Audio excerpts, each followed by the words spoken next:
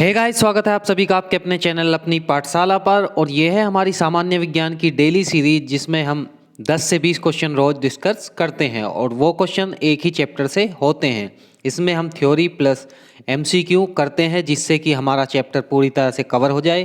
तो आज बात करेंगे हम सेट नंबर 6 की।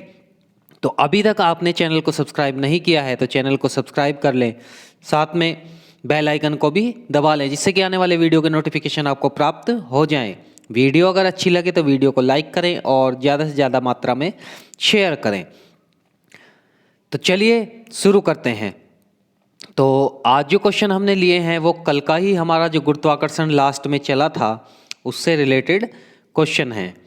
तो देखिए, गुरुत्वाकर्षण बल क्या होता है। गुरुत्वाकर्षण बल ये होता है कि मान लिया दो पिंड हैं, यानी दो पार्टिकल हैं, वो एक दूसरे से आर डिस्टेंस पर रखे हुए हैं। क्लियर है। एक का जो द्रव्यमान है m1 है और एक का द्रव्यमान m2 है। तो गुरुत्वाकर्षण का नियम ये है कि इस संसार में जितनी भी बॉडियां हैं वे एक दूसरे पर क्या लगा रही हैं, एक बल लगा रही हैं।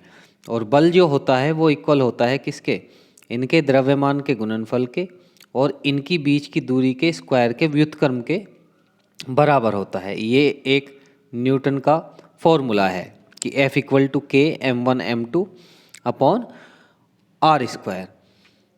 क्लियर है। अब k को हम क्या ले सकते हैं, k को हम g ले सकते हैं। g का मतलब है सार्वत्रिक गुरुत्वाकर्षण नियतांक। क्लियर है, जिसके बारे में हम आगे डिस्कस करेंगे। तो या तो k ले सकते हैं कोई भी नियतांक, या इसकी जगह पर न्यूटन ने क्या लिया था, g लिया था। इसकी वैल्यू भी है, वो वैल्यू मैं बाद में आपको अभी बता दूंगा आने वाले क्वेश्चनों में।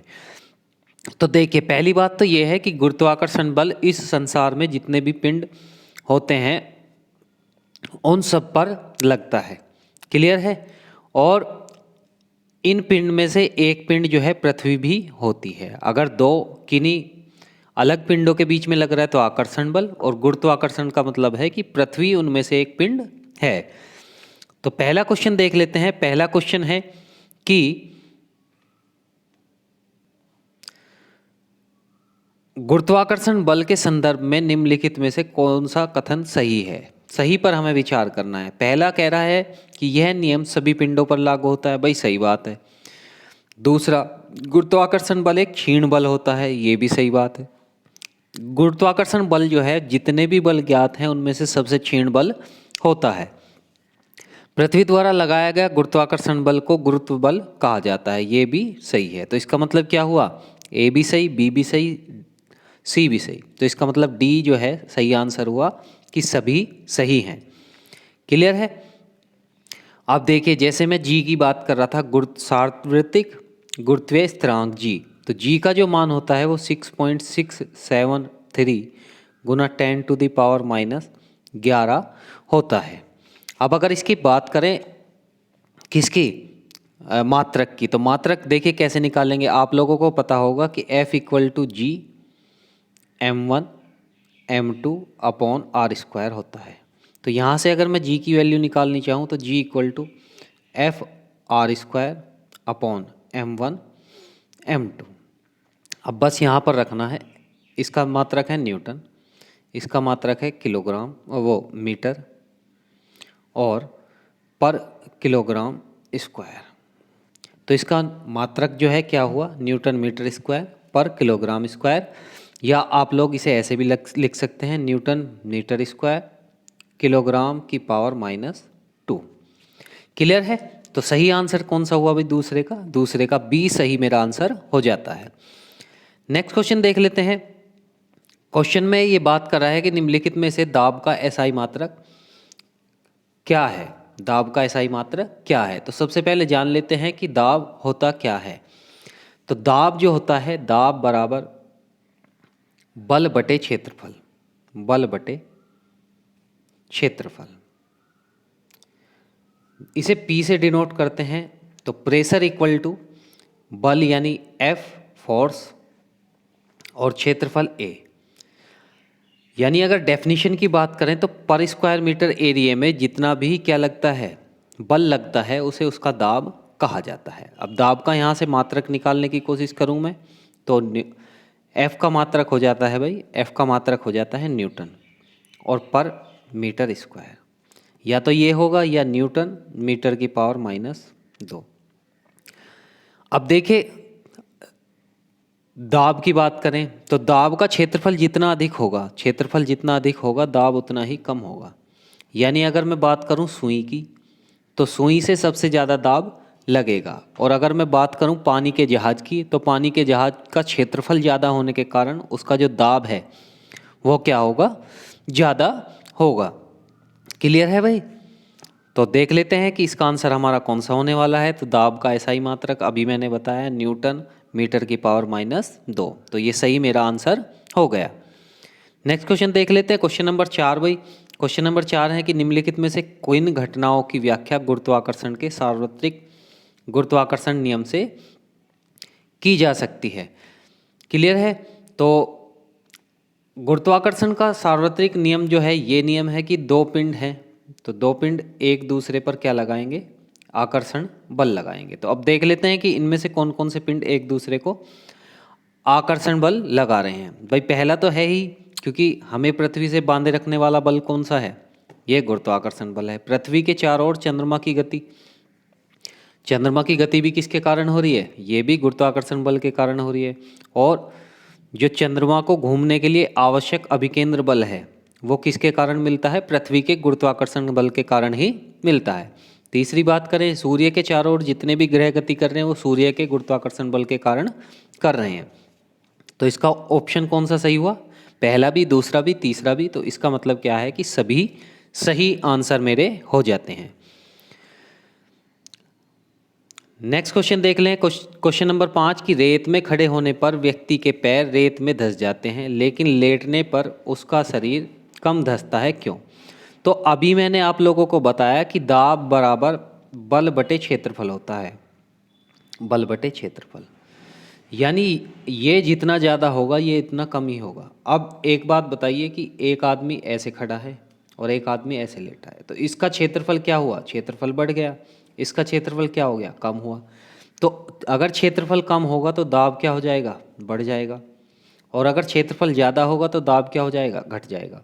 यानी दाब बढ़ने पर क्या हो जाएंगे, मेरे पैर धंस जाएंगे। तो इसका क्या कारण है, इसका कारण ये है कि जो बल का जो क्षेत्रफल है वो क्या हो जाता है, बढ़ जाता है।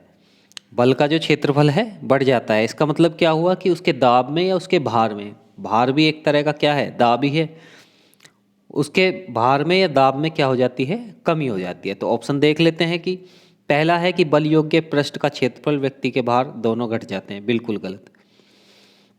व्यक्ति का भार बढ़ जाता है ऐसा कुछ नहीं है कि किसी का खड़े होने से भार जो है ज़्यादा होगा और लेटे रहने से भार कम होगा। तीसरा है बल योग्य पृष्ठ का क्षेत्रफल और व्यक्ति का भार दोनों घट जाते हैं, लेटने पर जो है भार हमेशा और क्षेत्रफल हमेशा बढ़ेगा। तो डी मेरा सही आंसर हो गया। आई होप आपको समझ में आ गया होगा। नेक्स्ट क्वेश्चन देख लेते हैं, क्वेश्चन नंबर आज का 6। तो ये है क्वेश्चन नंबर 6 हमारा। तो पूछ रहा है कि चंद्रमा का द्रव्यमान कितना है।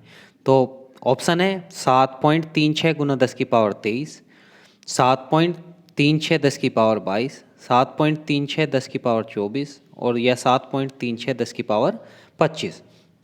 क्लियर है? तो इसका सही आंसर हो जाता है 7.36। 7.36 7 गुना 10 की पावर 22 किलोग्राम इसका सही आंसर हो जाता है। क्वेश्चन नंबर 7 कह रहा है कि निम्नलिखित में से सदिश राशि है, वेक्टर क्वांटिटी है। वेक्टर क्वांटिटी ऐसी क्वांटिटी होती हैं या सदिश राशियां ऐसी राशियां होती हैं जिनमें हमें परिमाण के साथ साथ में उसकी दिशा भी बतानी होती है। तो मुझे ऐसा यहाँ पर राशि बतानी है जिसमें मुझे परिमाण के साथ साथ दिशा भी बतानी हो। तो आप लोग सभी जानते होंगे द्रव्यमान जो है एक अदिश राशि है, ऊष्मा भी एक अदिश राशि है और कार्य भी एक अदिश राशि है। तो भार जो है मेरा सही आंसर हो गया। देखिए भार जो होता है एक तरह का बल होता है और बल एक सदिश राशि होती है। किसी भी वस्तु का जो भार होता है वो उस बल की मात्रा होती है जो पृथ्वी द्वारा उस पर लगाया जाता है। तो क्वेश्चन नंबर 7 देख लेते हैं भाई। क्वेश्चन नंबर 7 है कि निम्नलिखित में से कौन सा बल सदैव आकर्षण बल होता है। तो आप लोग जानते होंगे कि गुरुत्वाकर्षण बल हमेशा जो है आकर्षण बल होता है। क्लियर है। नेक्स्ट क्वेश्चन देख लेते हैं। क्वेश्चन में कह रहा है कि पृथ्वी का गुरुत्वीय त्वरण ग्रेविटेशनल एक्सेलरेशन कितना होता है। तो ये जो है 9.8 से लेकर और 10 मीटर पर सेकंड स्क्वायर तक होता है। 10 मीटर पर सेकंड स्क्वायर केवल पोल पर होता है यानी ध्रुवों पर होता है, बाकी सब जगह 9.8 मीटर पर सेकंड स्क्वायर होता है। तो इसका सही आंसर हो जाता है ए आंसर, मेरा सही आंसर हो जाएगा। अब बात करें कि पृथ्वी के केंद्र से अगर मैं दूर जा रहा हूँ यानी ध्रुवों की तरफ जा रहा हूँ तो जी का मान बढ़ेगा या घटेगा। तो देखिए, जब ध्रुवों से और इक्वेटर की तरफ यानी ध्रुवों से भूमध्य रेखा की तरफ जाते हैं तो हमेशा जो है त्रिज्या बढ़ेगी। भाई यहाँ पर ध्रुव हुए और यहाँ पर भूमध्य रेखा हुई, तो यहाँ से यहाँ अगर मैं जा रहा हूँ तो त्रिज्या बढ़ रही है, तो जी का मान हमेशा घटेगा। और अगर भूमध्य रेखा से मैं कहाँ जा रहा हूँ, ध्रुवों पर जा रहा हूँ यानी इक्वेटर से किस पर जा रहा हूँ, पोल पर जा रहा हूँ, तो जी का मान हमेशा क्या होगा, बढ़ेगा। ये बात आप लोग याद रखेंगे। पोल पर यानी ध्रुवों पर जी का मान सबसे अधिक होता है और भूमध्य रेखा पर जी का मान सबसे कम होता है। क्लियर है। नेक्स्ट क्वेश्चन देख लेते हैं। आज का क्वेश्चन नंबर 10। क्वेश्चन नंबर 10 है कि हमारी पृथ्वी सूर्य के चारों ओर चक्कर लगाती है परंतु कभी भी अपने पथ से विचलित नहीं होती। यानी इसके कहने का मतलब ये है कि अगर पृथ्वी दीर्घाकार कक्षा में क्या लगा रही है, चक्कर लगा रही है, तो ये अपने पथ से कभी भी यानी जो इसका रास्ता है उसी रास्ते पर चलेगी। तो ये एक तरह से वृत्तीय गति है। तो वृत्तीय गति अगर बनाए रखनी है किसी चीज़ को या किसी भी पिंड को तो उसे आवश्यक अभिकेंद्र बल अवश्य चाहिए, क्योंकि वृत्तीय गति को बनाए रखने के लिए जिस बल की आवश्यकता होती है उसे अभिकेंद्र बल कहते हैं या सेंट्रीपिटल फोर्स कहा जाता है। तो सेंट्रीपिटल फोर्स देख लीजिए आप कहाँ है। अब देखिए, जो पृथ्वी है, पृथ्वी सूर्य के चारों ओर अगर चक्कर लगा रही है तो इसका जो सेंट्रीपिटल फोर्स है वो सूर्य और पृथ्वी के बीच का आकर्षण बल है या सूर्य का गुरुत्वाकर्षण बल है। तो देखिए, पहला क्वेश्चन देख लेते हैं कि यह एक दीर्घ रेखीय पथ पर घूमती है, इस कारण इसका कोणीय आवेग जो है संरक्षित होता है। तो ऐसा कुछ नहीं है कि कोई चीज़ अगर दीर्घ रेखीय पथ पर घूम रही है तो वो अपने जो पथ से कभी विचलित नहीं होगी। दूसरा है, ब्रह्मांड में दो पिंडों के मध्य एक खास आकर्षण बल लगता है जिसके कारण पृथ्वी अपने पथ पर नियत रूप से बनी रहती है। तो ये आंसर हो सकता है। तीसरा देख लेते हैं, पृथ्वी का अपकेंद्र बल। अपकेंद्र बल उसके अभिकेंद्र बल के समान होता है, ऐसा कुछ नहीं है। यहाँ पर कह रहा है कि पृथ्वी का अपकेंद्र बल और उसके अभिकेंद्र बल के समान होता है। तो ये सही आंसर हो जाएगा, क्योंकि देखिए यहाँ सूर्य हुआ, यहाँ पर पृथ्वी हुई, तो सूर्य पृथ्वी पर एक केंद्र की तरफ बल लग रहा है और एक जो है किसकी तरफ बल लग रहा है, केंद्र से बाहर की तरफ। तो जब भी ये दोनों बल सेम रहेंगे तो संतुलित बल हो जाएगा। संतुलित बल हो जाएगा तो वो अपने पथ से विचलित नहीं होगी। तो सी इसका मेरा सही आंसर हो गया। पृथ्वी का अपकेंद्र बल और अभिकेंद्र बल समान होता है।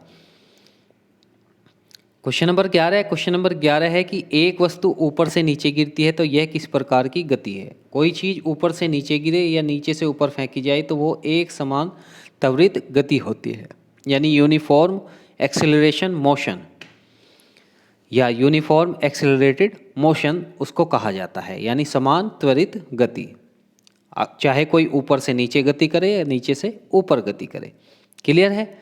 क्वेश्चन नंबर 12, पृथ्वी की सतह से ऊपर फेंकी गई वस्तु तथा ऊपर से नीचे गिरती हुई वस्तु निम्नलिखित में से कथनों पर विचार कीजिए और सत्य कथन बताइए। पहली चाल समान त्वरित गति, जबकि दूसरी चाल जो है समान गति होगी।